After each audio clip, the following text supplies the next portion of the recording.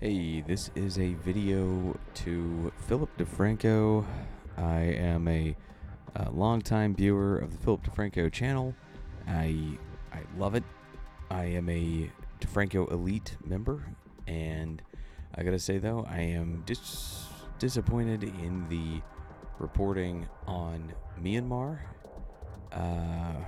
I have been following the Myanmar story very closely, trying to get all sides of the story, which is incredibly hard to do, because there is a lot of biased reporting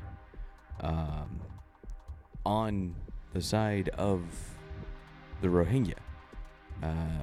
This is kind of an ironic thing because they are the ones most negatively affected by this, but as you yourself pointed out, they are the militants who started this conflict when they attacked the Myanmar government outpost this year. And when you reported that, I appreciated that you actually talked about the Arsa attack. What upset me was the fact that you justified it by equating them to illegal immigrants, which is something that is a false equivalency. The Rohingya are a religious separatist group. They're not like, oh, we just got here and we are seeking asylum. It is, we want to follow our own laws, our own rules, and we want to speak our own language, and we don't want to speak your language, and we don't want to follow your rules. That's called a separatist group. That's not illegal immigrants. Like, oh, we're just coming in here to try to find work. No. So when I hear illegal immigration being equated to what's going on with the Rohingya, it bothers me, and it instantly makes me feel like there is some political motivation in the reporting. And I don't think you have that political motivation. I think you are just repeating the reports, and like I said, it's really hard to find unbiased reporting on it. Even in Times of India, which, as you can imagine, has a lot of Hindu writers, it also has a lot of Muslim writers who, when they talk about the Rohingya situation, it is all, oh, those evil Myanmar government people are all the most evil things on the planet. And also, we're going to write an entire article about how Israel is responsible for what's going on. There was an anti-Semitic article blaming Israel for what happens in Myanmar, and I thought when I start seeing these political agendas, these local biases being thrown in there, I think a lot of people are going to take these articles. They're not going to see this, and they're going to run with it. And a lot of people missed out on some of the huge stories that came out from the Hindu people, which it's not just Buddhist versus Muslim. There's also a Hindu collective in that same Rakine region. And those people were getting slaughtered by the Rohingya. And this is horrible. This was a disgusting, tragic thing, that the Rohingya were increasing their land and basically just slaughtering Hindus and filling mass graves with them. Over 40 Hindu corpses found in mass graves. Hindus from around the world were telling the Myanmar government, do what you gotta do to get justice for our people, because that's disgusting.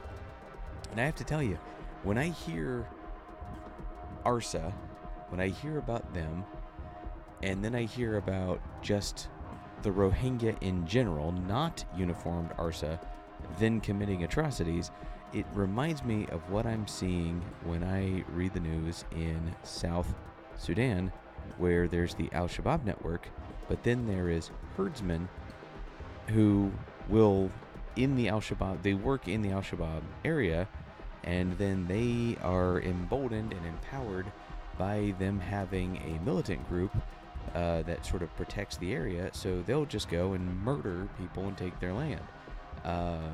Similarly, the Fulani herdsmen in Nigeria do the same thing.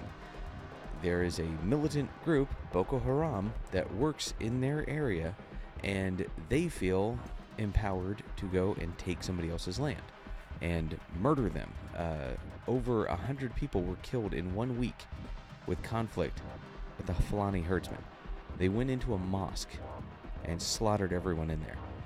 And I want to ask you, when I read those stories and I see that the Nigerian government is so slow to react, they're so slow to get off their asses and go deal with these bastards that would go and murder all the worshipers in a mosque because they feel that they are better Muslims and they feel that they have the right to their stuff.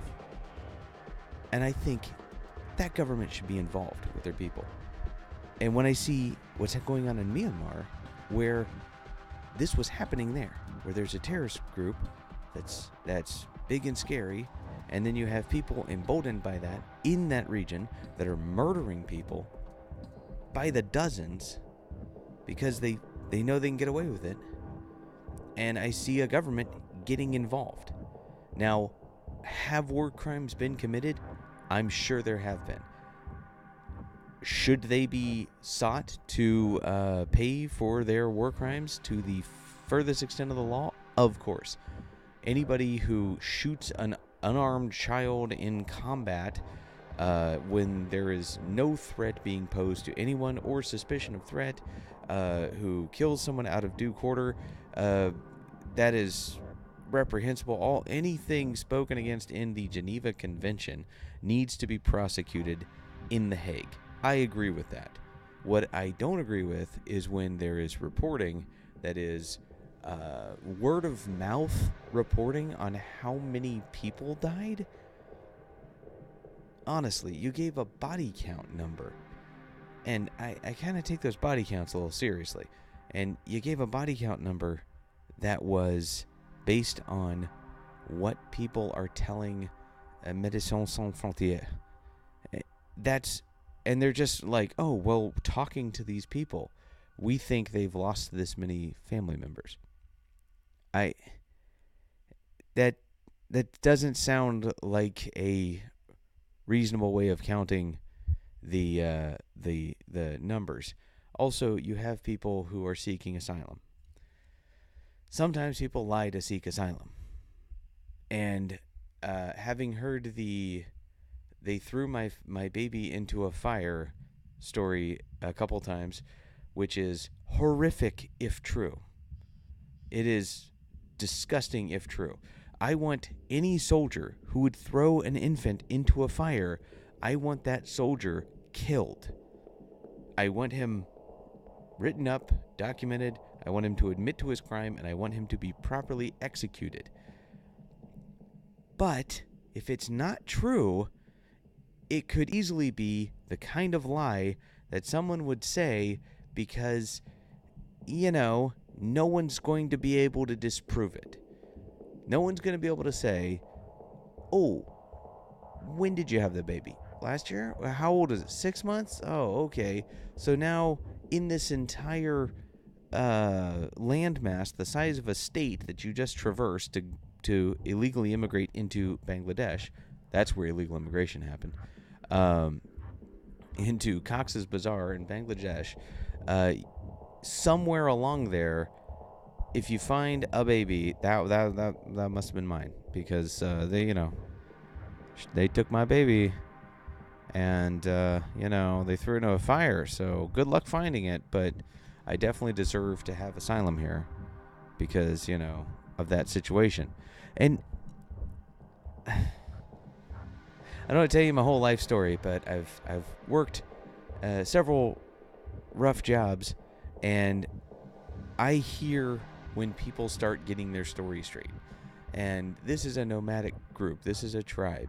This is people that know how to work together and move from place to place. They can do stuff that would be unthinkable to people in the West. They can do stuff like scorched earth, basically, where time to get up and move, burn our shit, and leave.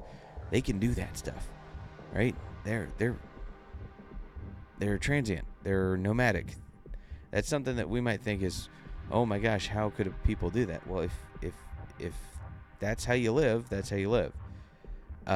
So trying to project onto them all of our Western views, you're always going to bump into those false equivalencies. I just want you to please be aware of that. Also, please check out the body count report. I'm going to try to put a link to a few of the ones where I've covered the Rohingya Hindu mass graves. Those are disgusting stories. And with that, I just need to say, Philip DeFranco, I'll just say it. I love you, man. Your show really gets me through the day sometimes, and I love your reporting on stuff. And this is just the one thing that bothered me was the fact that you gave this reasoning for why they did this terrorist attack was because they're so put upon and by their situation. And I thought, he is making an excuse for a terrorist attack. Terrorism is not speech. And the Rohingya have made it very clear that if they want to get a message out to the world, they can do that without violence. And apparently they can do that while huddled in tents in Cox's Bazar. People can hear about them and get their word out. So with that, I hope this gets to you, Phil.